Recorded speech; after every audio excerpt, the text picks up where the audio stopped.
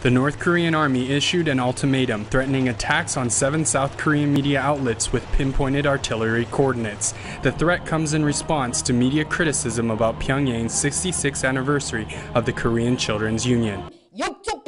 The strategic rocket forces in the depth of the country are loudly calling for the issue to order punishment, declaring that they have already targeted the Joseon Ilbo, the Jungang Ilbo, the Donga Ilbo, KBS, CBS, MBC, and SBS, the strongholds of the Lee Group, which is orchestrating the vicious smear campaign.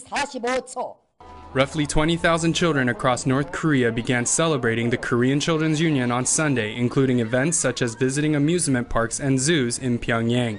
South Korea media reported that the festivities were a publicity stunt, some comparing the occasion to an Adolf Hitler-like political show.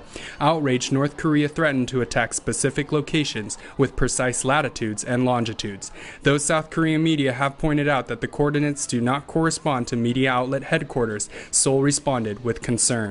This is a grave, provocative act and challenge against our free democratic regime.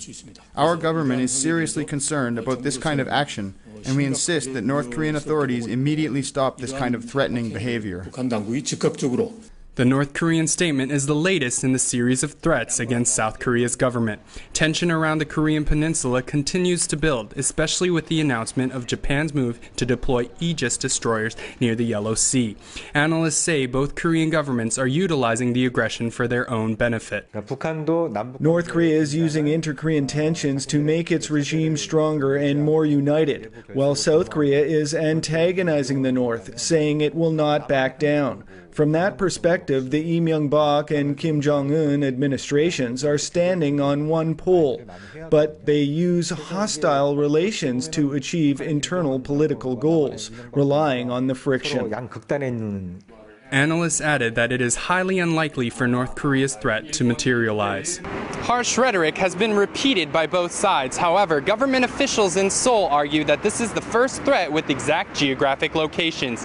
Meanwhile, Pyongyang suggests that the choice to control the situation is in South Korea's hands by apologizing. Joseph Kim, Press TV, Seoul.